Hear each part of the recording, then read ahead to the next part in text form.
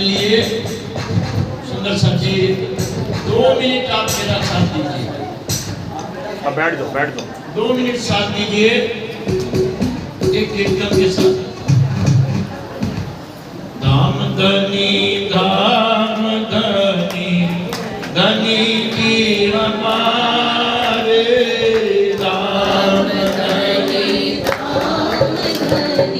धनी जी हमारे, धाम धनी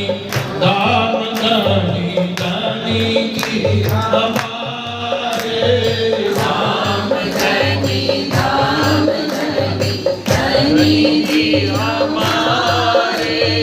मेरा करो श्री प्राणनाथ प्यारे, प्यारे करो श्री प्राणनाथ प्यारे, मेरा करो श्री प्राणनाथ प्यारे, प्यारे करो श्री प्राणनाथ प्यारे, प्राणनाथ प्यारे धनी जी हमारे, प्राणनाथ प्यारे धनी जी हमारे, प्राणनाथ प्यारे पिया जी हमारे, प्राणनाथ प्यारे पिया जी हमारे। मेरा करो श्री प्राणनाथ प्यारे, प्यारे करो श्री प्राणनाथ प्यारे, मेरा करो श्री प्राणनाथ प्यारे, प्यारे करो श्री प्राणनाथ प्यारे, धाम धनी जी हमारे, धाम धनी धनी जी हमारे, मेरा करो श्री प्राणनाथ प्यारे, प्यारे करो श्री प्राणनाथ प्यारे। निजानन्दस्य कृष्णस्य प्राणनाथस्य वैभवं चरित्रं पावनं एतत् यच्च लोकेषु दुर्लभं पठनात् श्रवणात् चैव प्रेमभक्त्या समर्चनात् लभते चेक्षितं लोके अन्ते च पदमभ्ययम्। निजानंद निज नाम है श्री कृष्ण धनिधाम, श्यामा सुंदर साथ को राखूंगी हृदय धाम, श्यामा सुंदर साथ को राखूंगी हृदय धाम। वंदो श्री सतगुरु चरण को करु धनि प्रेम प्रणाम, अश्वहरण मंगल करण धनि श्रीदेव चंद्र जनाम। श्री प्राणनाथ निज मूलपति श्री मेहराज सुनाम, तेज कुंवर श्यामायुगल को पल पल करूं प्रणाम, तेज कुंवर श्यामायुगल को पल पल करूं प्रणाम। प्रणाम करूं गुरुदेव को करि चरणों में शीश, दास जान दया करो बुद्धि देव बख्शी, दास जान दया करो बुद्धि देव बख्शी।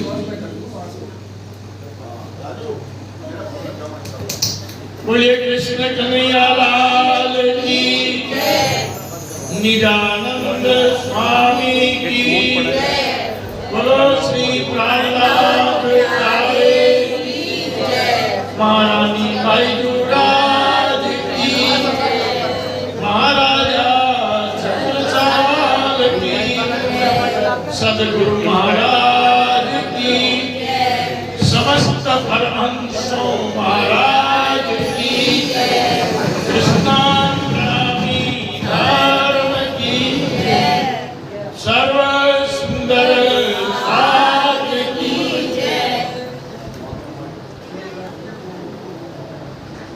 बड़ा ही हमारा परम सौभाग्य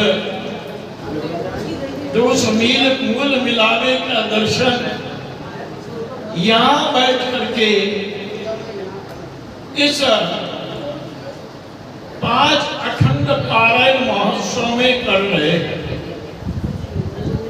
भाई मोबाइल यहाँ विराजमान परमहंस महाराज राम रतन दास जी, जिनकी अपार कृपा जो हमें ये आश्रय स्थल मिला, दिल्ली में 3 वर्षों के पश्चात हमें कोई आश्रय स्थल मिला। सोचिए, जिस धरती पर हमारे सुंदर साथ की पसीने की बूंदें जहां था गिरी, सबसे बड़ा संघर्ष इस दिल्ली में किया गया। उस समय आप इतिहास पढ़ेंगे तो रोंगटे खड़े होते हैं, यहाँ का हाल क्या था। उस समय में उन ब्रह्मंगनाओं ने, ब्रह्मात्माओं ने जो यह कार्य किया है, शायद शब्द भी उसके लिए कम पड़ जाएगा, उसकी प्रशंसा। ऐसे स्थान में परमहंसी होते हैं कि वो कुछ कर पाए, हम लोगों के हाथ में नहीं।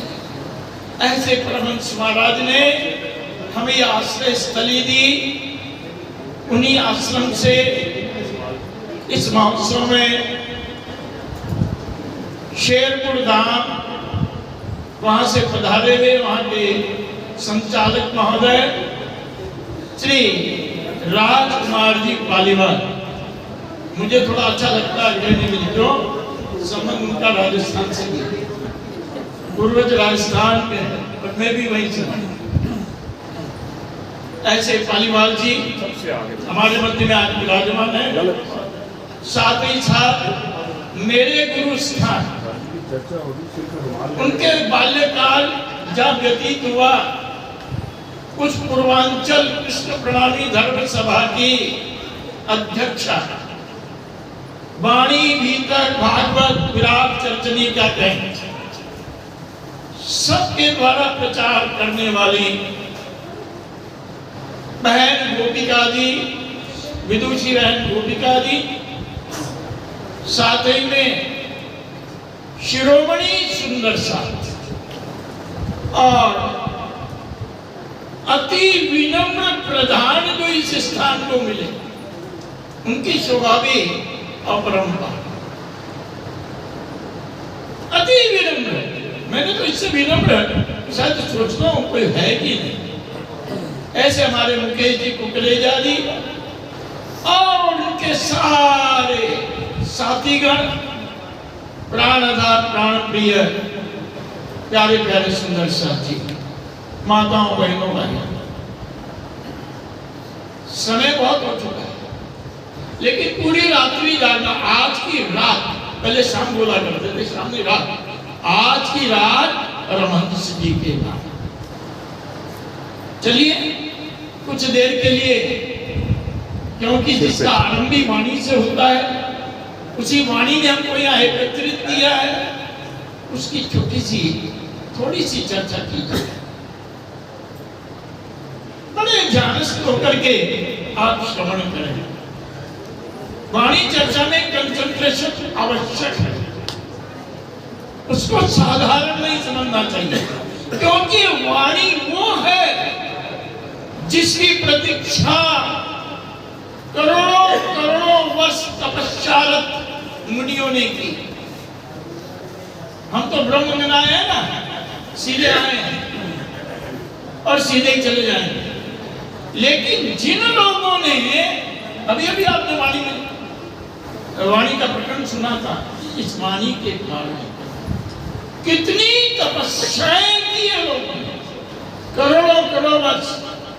श्रीमद् भागवत पढ़ते हैं तो 10वें स्कंद में रास का प्रसंग आता है,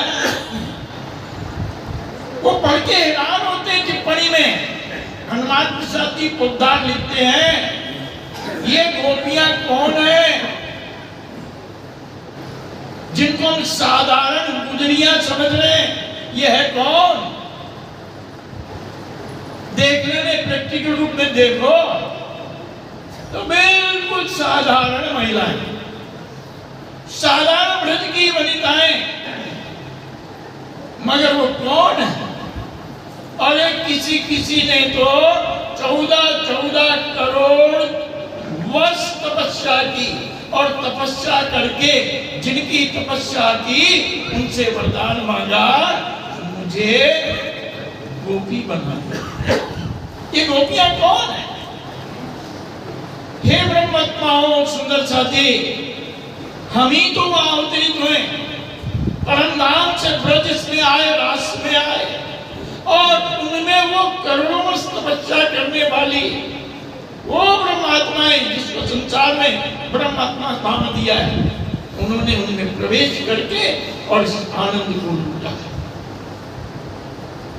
ऐसे वो साधारण नहीं है। कई कह देते हैं गोपियां क्या पढ़ी लिखी थी, अनपढ़ थी, गंवार थी, काली कंडे को लगाती थी, गाय भेड़ चराती थी, घर का काम। अरे हम जानिए वो कौन थी? वो ब्रह्मंगनाओं में आई हुई वो तपस्वी गण थे, जिन्होंने अपने जीवन को धन्य किया। सुंदर साथी, आज एक चौपाई लेकर के थोड़ी सी चर्चा। हम कितना सुनते आए, विचार करना। वर्ष बीत गए सुनते सुनते, कितने महात्माओं के चरणों में हम पहुंचे, कितनों का सानिध्य संसर्ग मिला, कितनों का आशीर्वाद मिला,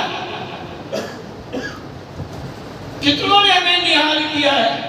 प्राणनाथ जी महाराज कहते हैं चौपाई में, वचने कामस धोए काढ़िए, राखिए नहीं रजमात,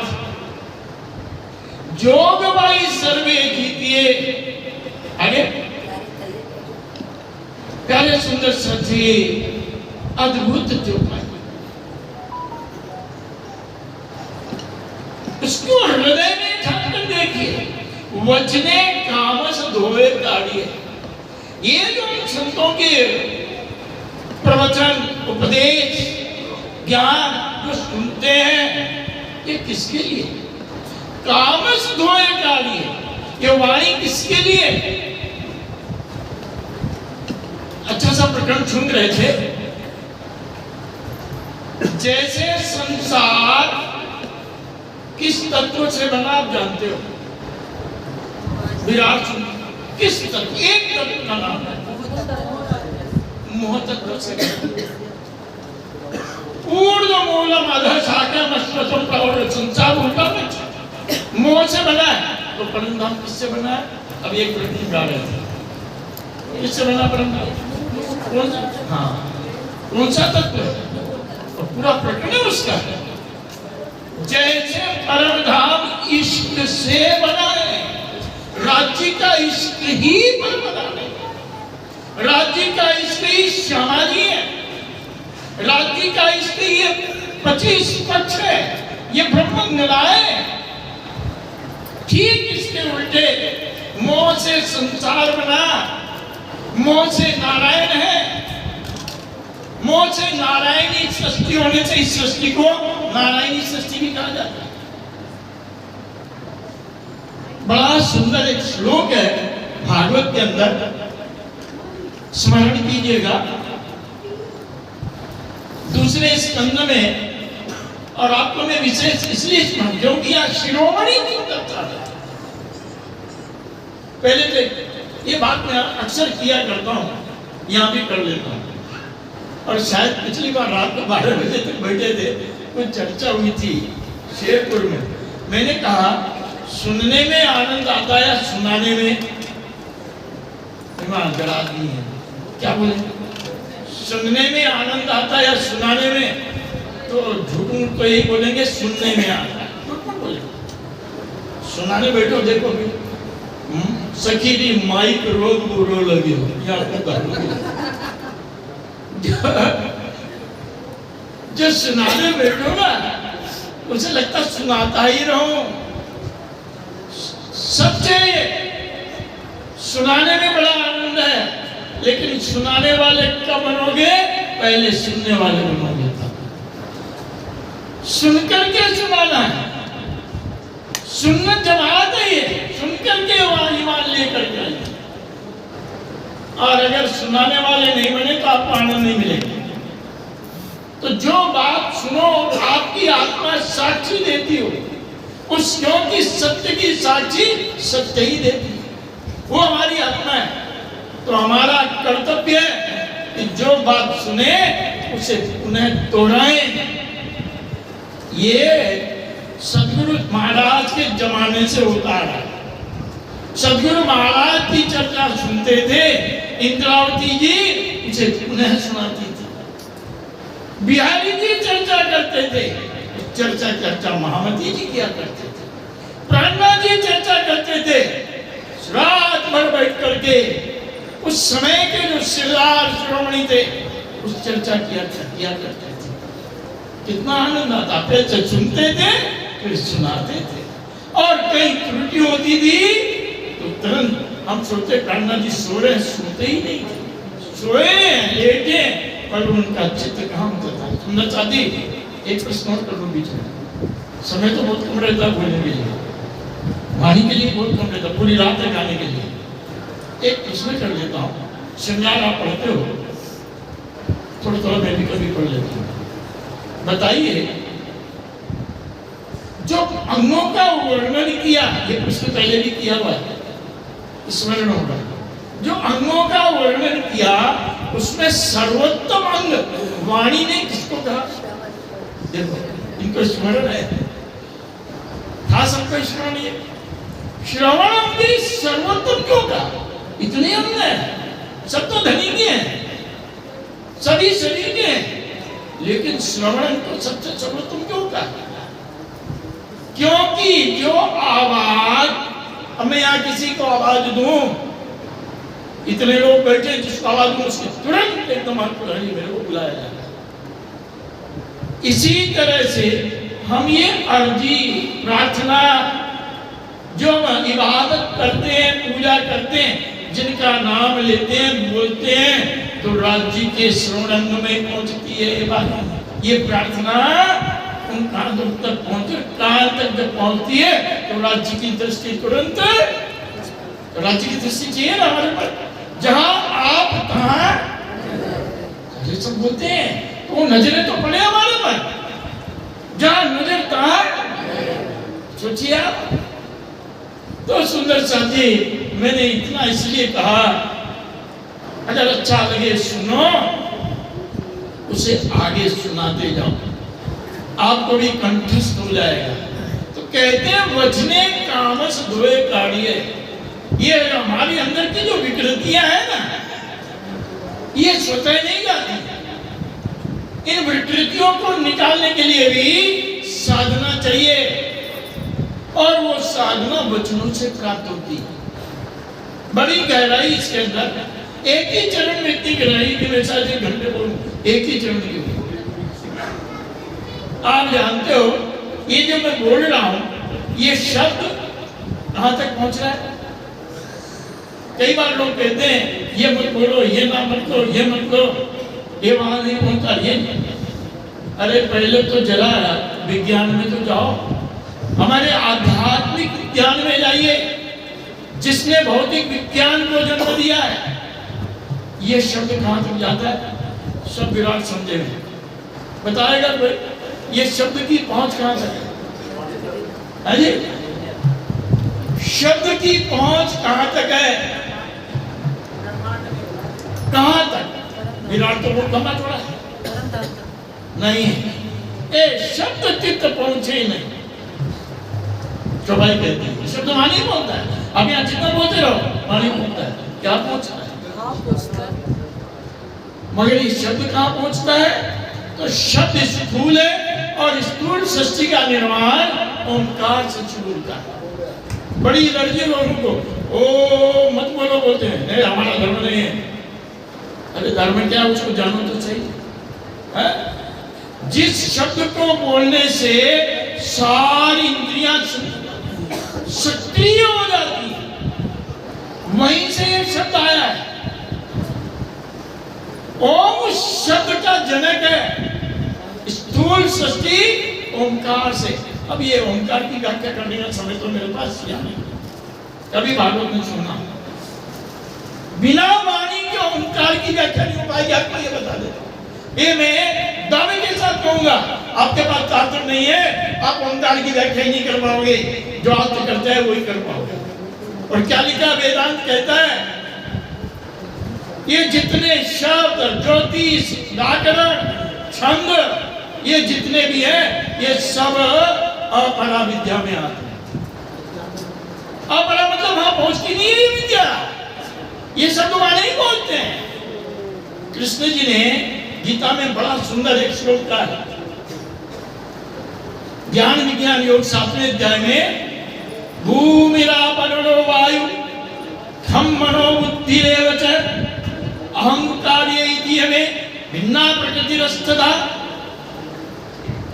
ये है ओंकार की व्याख्या। आगे क्या कहते हैं, ये तो सब मेरी जड़ प्रकृति है, अपरा प्रकृति है, जड़ प्रकृति। अर्जुन सुन रहा था, आगे क्या कहते हैं, अपरिमित अन्यान प्रकृति विद्धि में परा। हे अर्जुन, इससे परे मेरी चेतन परा प्रकृति है, इससे परे, अति परे चेतन परा प्रकृति है। अपने जैसे कोई होते ना उस समय अर्जुन की जगह, तुरंत पूछ बैठे वो कहाँ है। अर्जुन ने नहीं पूछा। क्यों नहीं पूछा? क्योंकि उसकी बुद्धि युद्धरत थी। आज हम सबकी बुद्धि युद्धरत है। ये सबसे बड़ा महाभारत है जिसके अंदर जी रहे हैं, और बुद्धि केवल मोह के इस जाल में गुथी हुई है, इसका उसका ऐसे। और ये उपदेश कहाँ काम आएगा? अर्जुन को काम नहीं आया उपदेश। ये तो महाभारत इसका प्रमाण है। नहीं समझ आई गीता, अन्यथा उसी समय पूछ लेता, क्योंकि कल्याण तो चेतन भरा प्रकृति में जाने से, जिस परम धाम की बात वो शक्ति आके कह रही है, नहीं पूछ पाए। हे सुंदर साहब जी, उस चेतन भरा प्रकृति तक ये शब्द कैसे पहुंचाया जाए? बड़ी लंबी व्याख्या है। ये शब्द आया कैसे ओंकार में? ओंकार से शब्द बना, मगर कैसे बना? ये प्रणामियों की, ये तारतम की महिमा जिसकी व्याख्या करती है वाणी में। बड़ी खोज की ज्ञानियों ने, मनीषियों ने ओंकार के आगे खोज की। जब कुछ दिखाई नहीं दिया तो कह दिया निरंजन, अलग निरंजन। किसी ने पूछा कुछ तो आकृति होगी, बोला निराकार, कुछ भी नहीं, कोई आकृति नहीं है। फिर आपने क्या देखा? उन खोलियों को पूछा गया, उन तपस्वियों को आपने क्या देखा? तो क्या बोलते हैं, देखा है। देखा क्या है? स्वर को सुना है। वहां केवल स्वर है, दर्शन नहीं है। स्वर वचने कामस कार्यों को मैं उसकी व्याख्या कर रहा हूं। कैसे हमारे कामस दूर होंगे? वो मनीषी कहते हैं, हमने सुना है, केवल स्वर, आवाज। यार सुंदर साथ जी, ये सैटेलाइट ना हो ना, ये सब बेकार हो जाएगा, कोई महत्व नहीं है। टीवी का भी नहीं, इसका भी नहीं। आज हमको जोड़ के रखा उसने, वो स्वर। ये मैं जो बोल रहा हूं, अगर वो स्वर में होते तो बोली निकलती क्या? ये बोली में भी 7 स्वर है। 7 स्वर न हो तो आवाज नहीं बनती है। उन्होंने शोध की, बड़ी आवाज आ रही है। ये वेद में कहा गया है, जब सत्वी नहीं था, असत्वी नहीं था, फिर क्या था भाई? क्या खोजा आपने? वेद कहता है, बड़ी सुंदर पुरुष सूक्त के अंदर वेद में कहा गया है, कहा कोई आवाज थी, एक स्वच्छ श्वास लेता हुआ कहीं से वो स्वर सुनाई दे रहा था। वही तो वो स्वर क्या है? इसलिए हम विराट पढ़ते हैं ना, तो निराकार का आगे वो 7 स्वर है। वो 7 स्वरों में अब पूछो, उस स्वर की बात, उस स्वर में क्या है? इसको कौन एनालिसिस करेगा? इसकी व्याख्या विश्लेषण कौन करेगा? वो स्वर स्वर के बिना शब्द नहीं बनते। उन स्वरों में वो शब्द कहां से आए, वो शब्द क्या है? बहुत तपस्या की लोगों ने खोजने के लिए। जब पहुंचे उस स्वर के मूल में जब पहुंचते हैं तो वहां पर कुछ भी दिखाई नहीं देता है मगर आवाज है। ध्यान दीजिएगा, 5-10 मिनट और सुन लीजिए। वजने कामस धोए काढ़िए राखिए नहीं रजमात्र। कैसे कामस दूर होंगे?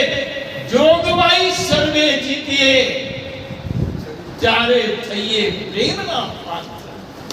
प्रेम के पात्र पहुंचना है। सुंदर साहब जी, उस मूल में पहुंचो। ये मूल पे पहुंचने की कड़ियां है। क्या देखा? स्वर के अंदर गए, 7 स्वर, ये 7 शून्य। आज संगीत जितना गा रहे हो, ये स्वर में होते तो संगीत ही नहीं बनता। तो वो स्वर कहां से आ रहा है?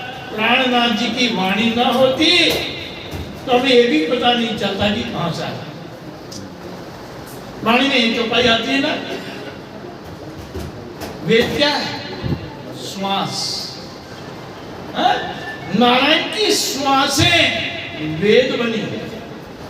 वेद का होता जानना, ज्ञान। ये स्वर कहां से आ रहा है विचार कीजिए। और अभी तक केवल परा प्रकृति को ये स्वर गा रहे थे। ये ब्रह्मज्ञाओं की कृपा, ब्रह्मात्माओं की कृपा, जिन्होंने माया देखने की इच्छा की और उन्होंने ही इसके अंदर प्रवेश किया। इन सारे स्वरों को उन्होंने पवित्र कर दिया। किस किस को नहीं? एक प्रकरण 2-3 दिन पहले ही वाणी चर्चा में आया, सुबह की वाणी चर्चा में सुना। किन किन को पवित्र नहीं किया? इसने महाविष्णु नारायण को पवित्र किया, उनके अंदर 35 श्वासों को पवित्र किया, वो 7 स्वर पवित्र हुए। अब सोचो, उनके साथ साथ निराकार, निरंजन, ओंकार, ये वाणी ना आती, ये सब पवित्र नहीं होते। ये वाणी के कारण सब पवित्र हो गए। आप किसी से एलर्जी मत कीजिए। हमें क्या नहीं बोलना चाहिए, क्या बोलना चाहिए, प्रार्थना बोलो, कृष्ण बोलो, कृष्ण नहीं बोलना चाहिए, वो नहीं। ये सब हमारी अल्पज्ञता है। अरे जिस समय कोई नाम ही नहीं था, शब्द ही नहीं था, आप उस परमात्मा को क्या बोलेंगे? परमात्मा का अर्थ आत्माओं में परम, जो श्रेष्ठ है वो परमात्मा है। ये तो व्याख्या आगे सब कुछ। उस पूर्ण ब्रह्म परमात्मा का नाम क्या है? बोलिए, नाम क्या है? क्या वहाँ हिंदी चलती है, इंग्लिश चलती है, गुजराती चलती है, पंजाबी चलती है, कौन सी भाषा चलती है? परम नाम में अभी भी कहा एक ही भाषा है, एक ही तत्व है। यहाँ सब मोह की भाषा है। जितनी भाषाएं सब मोह से उत्पन्न हुई हैं, लेकिन परम नाम में जितनी भाषा सब है इश्क की भाषा है, इश्क की। और उस इश्क का नाम ही श्री कृष्ण है। कृष्ण के बिना परम धाम में प्रवेश तो क्या, ओंकार में भी प्रवेश मिलना मुश्किल हो जाएगा। उनका नाम ही क्या है? जो हमें अपनी ओर खींचता है उसको क्या कहोगे? जब संसारी मोह खींचता है, वो खींचने वाले का नाम कृष्ण, वो भी विष्णु कृष्ण ही है, वो भी खींच रहे मोह के रूप में। और वो जो खींच रहे इन आत्माओं को, शुद्ध आत्माओं को, जोगवाई सर्वे जीतिए। कब जीतोगे? जब तामस निकलेगा। इस आत्मा को खींचने वाले को क्या बोलेंगे? उसका नाम कुछ नहीं, कृष्ण। कृष्ण कोई नाम नहीं है। कृष्ण जो धनी हमें अपनी ओर, उनके अलावा कोई छवि दिखती नहीं है परम धाम में। अगर उनके अलावा छवि दिखती ना तो जमुना जी के पार ही तो है अक्षरधाम, क्यों नहीं देख पाए हम लोग? सबसे निकट अक्षरधाम हमारे की बात है। आज हवाई जहाज उड़ता है सीमा के बाहर, मैंने देखा, और में दृष्टांत हो गया। अगर तल्ला से उड़े वो बांग्लादेश, उड़ते ही बांग्लादेश। देखिए मुझे, ये पास में ही सामने ही है। अरे परम धाम से अगर चुप्पाल पूर्व दिशा की ओर पड़ा तो अक्षरधाम तो बीच में। क्यों नहीं देख पाए? क्यों नहीं कभी पूछ पाए? क्यों नहीं जान पाए? क्योंकि वहां दृष्टि केवल कृष्ण में है। वो जो खींच रहे हमारी नजरें उनसे, और वो नजरें ही सब कुछ करवा रही है। धनी की नजरें ही सब कुछ करवा रही हैं। वो नजरें इश्क की नजरें, और सखिया इश्क का स्वरूप है जो राजी चाहते हैं। हम सोचते हैं हमने मांगा थे, अरे हमारी औकात क्या मांगे है? राजी की इच्छा ना होती, राजी की दृष्टि ना पड़ती इस भाव में, हमें क्या पता खेल कुछ होता है। हम तो ब्रह्मांड के खेल कोई खेल समझते थे, माया पाया खाया क्या है हम नहीं जानते थे। शामिल कर लो राजी को, अच्छा रहेगा, उद्धार जल्दी हो जाएगा। राजी वो भजन भी गाते ना, बड़ा सुंदर। खेल हमने नहीं मांगा था, आपने हमसे मांगा है। क्यों दोषी बना रहे हो हमको? है दुखी तो आपने किया हमको, आपने ही कहा। लेकिन ये जानने के बाद में फिर कामस क्यों? ये जान लिया हमने, हम उनकी नूरी नजरों के ही स्वरूप है, ये जान लिया। फिर विकृति क्यों, ऊंच नीच क्यों, विषमता क्यों, छोटा बड़ा क्यों है? अपनी दृष्टि में सब क्यों? थोड़ा सा सम्मान न हो तो देखो फिर हमारा क्या हाल। थोड़ा सा अपमान हो जाए, सिनेमा हॉल में पीछे बैठने वाला टांग भी जोर से मार देना, कोई बात नहीं भैया, लग गया हो क्या मार के देखो, एक बात है क्यों ये कामस? तो प्यारे सुंदर साथी, ये एलर्जी की दवा लीजिए। कृष्ण नहीं बोलना चाहिए, कृष्ण नहीं। अरे यहाँ तक कह दिया कि वाणी में पढ़ना में तोले एक नहीं, तो पहले था ही नहीं, अब क्यों आ गया? दिमाग खराब हो गया इसलिए आ गया। अरे सोचिए क्या समय था, आज क्या समय है, हम क्यों दूर हैं? 5 से कभी 25 किए, अपनी दिल पर चल को क्या बोलो, क्या हम 1 से 11 कभी बने हैं क्या? 11 से 1 तो बन गए, 1 से 11 नहीं बने। आज वो यात्राएं कर रहे, जो भी कर रहे, उन्हीं में कर रहे हो जिन्होंने तारतम ले रखा है, उन्हीं को गुमराह कर रहे हो कि नहीं ये मत बोलो ये बोलो, क्यों गुमराह कर रहे हो? खुद तो नरक में जाओगे, दूसरों को खा ले जाओगे। ये मत बोलिए, ये बोलिए, ये बोलो कि तुम परिणाम नहीं पहुंच पाओगे। ये सारे कामस हैं, इसलिए कहा वचने कामस धोए काढ़िए, राखिए नहीं रजमात्र। क्यों बरगला रहे हो? सुंदर साहब बहुत बोला है, लेकिन मत सोचना ये परम धाम की ब्रह्मंगनाएं। एक बार अगर झटका लग भी गया, लेकिन सचेत हो गई तो तुम्हें कहीं का नहीं छोड़ेगा। तो प्यारे सुंदर साथी, ज्यादा ना कहते, आधे घंटा हो गया है। मैं अपनी वाणी को, क्योंकि आगे बहुत कुछ सुनने वाले आए, तो बस अपने अंदर की एलर्जी को समाप्त कीजिए, विकृतियों को नष्ट कीजिए। इस नाम के चक्कर में धर्म को विभिन्नता में मत बांटिए। राज कहे चाहे कृष्ण कहे, राज कोई परिणाम में नाम है। राज केवल पति को कहा जाता है, ये भी बता देता हूं।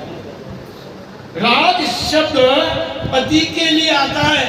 ये बात हमसे पूछो, हम मारवाड़ी हैं, राजस्थान के और गुजराती हैं, वहाँ माता के गीत भी गाते हैं ना, तो आप कभी सुनना, जो डांडिया करते हैं, राज करते हैं, गरबा माता के रहे, तो राज शब्द लेते हैं।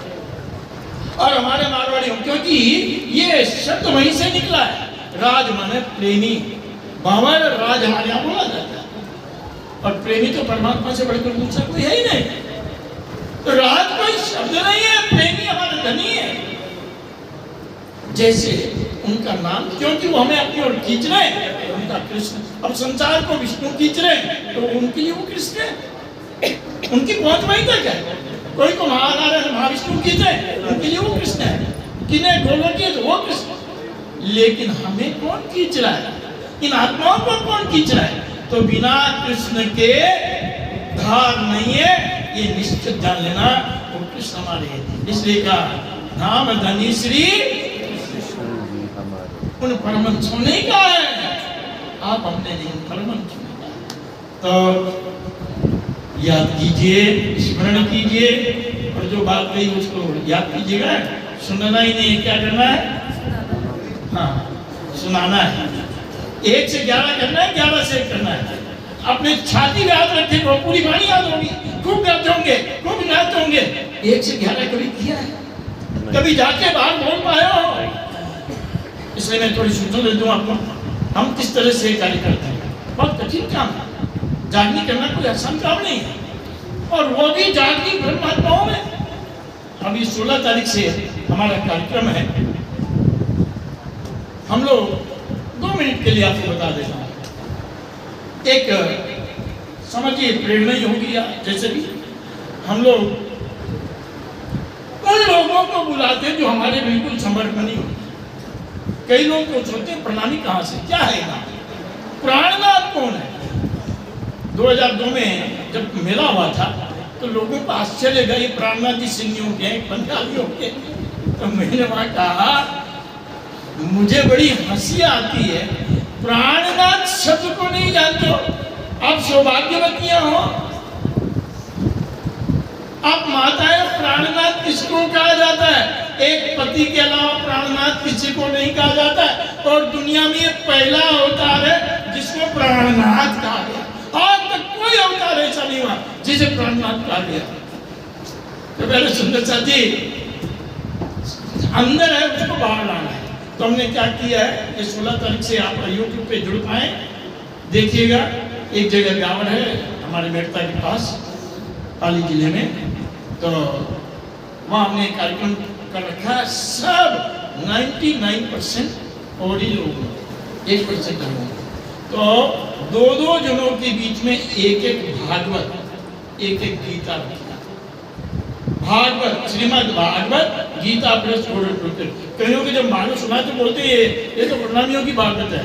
हमें हैरान हो जाते, सिर पे हाथ लगा के, क्यों? कभी सुना ही नहीं है, सुनाते ही नहीं कोई। इसलिए सामने भागवत रखेंगे और 50 हो 75 ज्यादा नहीं बेड़ी करती, बुद्धिमान बुद्धिजीवियों को बुलाते बैठो, और पढ़ने वाला भी उन्हीं का होता है। हाँ, संकेत हमारा देखिए, पढ़िए क्या लिखा है। तो एक श्लोक बीच में भूल रह गया था, ठीक है, फिर चर्चा कल भी होगी, सुनाएंगे। तो इस तरह से जब लोग पढ़ते, खुद आंख से पढ़ते, देखते और पढ़ते, ये सब लिखा है। हाँ भाई, लिखा है, हम कोई और कहीं से लेके नहीं आए।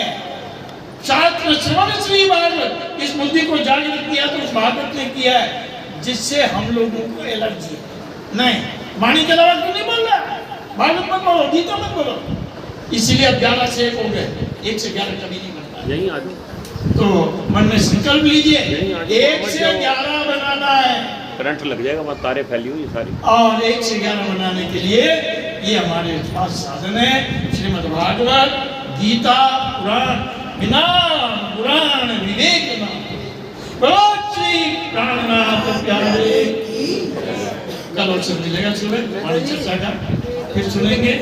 आज मैं अपने वाणी को सबके चरणों में प्रणाम करते हुए विराम दे रहा हूँ। आप मुझे आशीर्वाद दीजिए, सबका आशीर्वाद मुझे मिले, सबकी कृपा दृष्टि हो, ताकि ये कार्य आगे बढ़े। बोलो श्री प्राणनाथ प्यारे की जय। बोलिए।